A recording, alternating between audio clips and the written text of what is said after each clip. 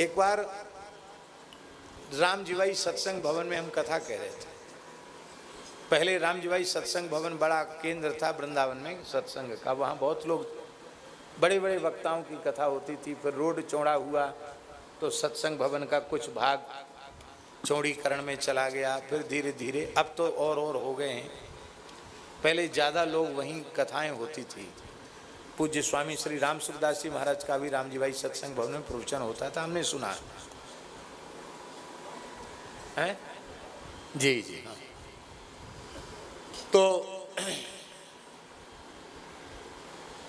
विलंब तो हमें हो ही जाता है। एक दिन विलंब हो गया तो कथा पूरी करने में, तो हमने जय बोलकर कथा पूरी कर दी, कीर्तन नहीं कराया।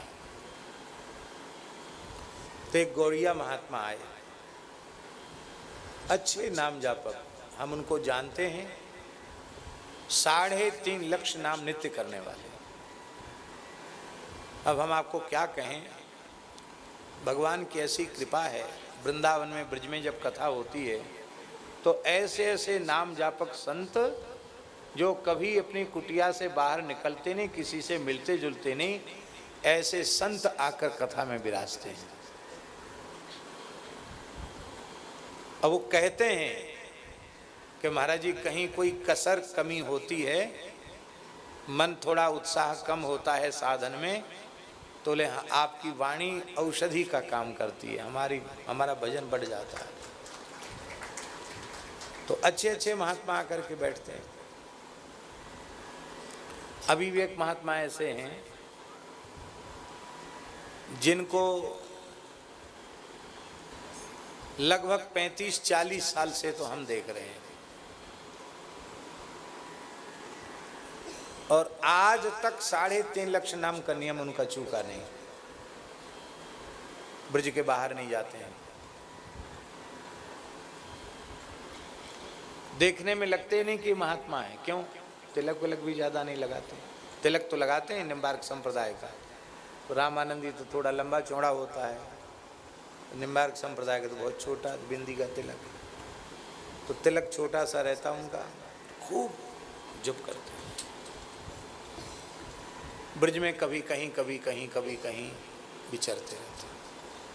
पता चले कि वृंदावन में अमुक जगह कथा है तो कथा में आ गए।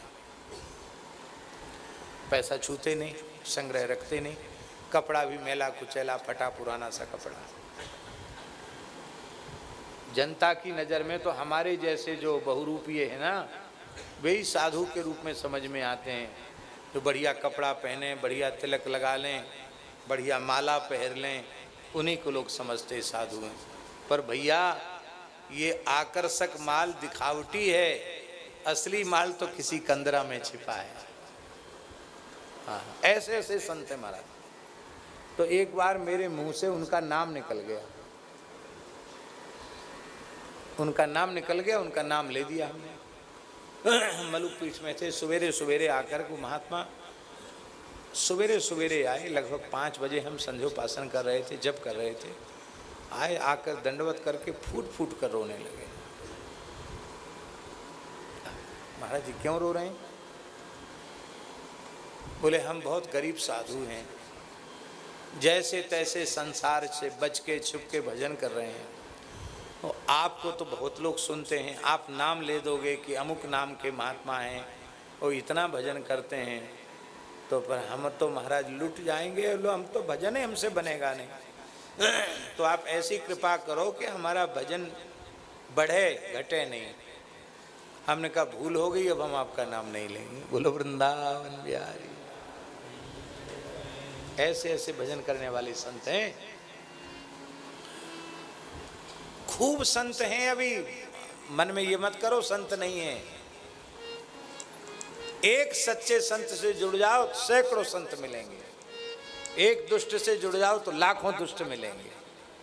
इसलिए भैया संत से जुड़ो, आपको सज्जन ही सज्जन मिलेंगे। अपने सज्जन हो जाओ तो तुम्हारी दृष्टि में कोई दुर्जन ही नहीं रहेगा, दुर्जन भी सज्जन हो जाए।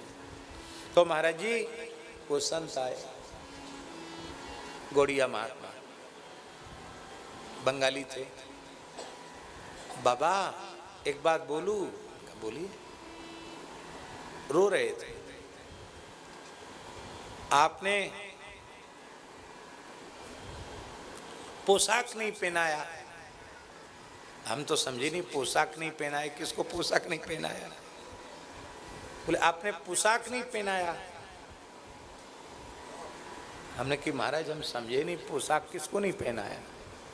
बोले कथा साक्षात भगवान का स्वरूप है और आदि अंत में कीर्तन करना उनको पोशाक धारण कराना है। आपने आरंभ में तो भगवान को कछनी तो पहना दी, पर अंत में कीर्तन करके उनको पीतांबर नहीं उड़ाया, भगवान को नंगा छोड़ दिया। आप कम से कम एक बार दो बार भी बोलते, पर कीर्तन तो करना चाहिए। हम मेरे मन में दुख हो गया ना, इसलिए हम आपको बोल दिया, आप क्षमा करना। बंगाली थे ना, बंगाली क्षमा को क्षमा बोलते हैं। अब क्षमा करना। हमने कहा अरे महाराज आपने तो बहुत अच्छी प्रेरणा हमको दी है, अब बिना कीर्तन के हम संपन्न नहीं करेंगे। तो अब प्रयास करते हैं। अब कोई सभा में भाषण प्रवचन है वो बात अलग है, कथा के आदि अंत में कीर्तन भगवान के श्रीअंग की पोशाक है। एक महात्मा ने बताया कीर्तन की बड़ी भारी महिमा है।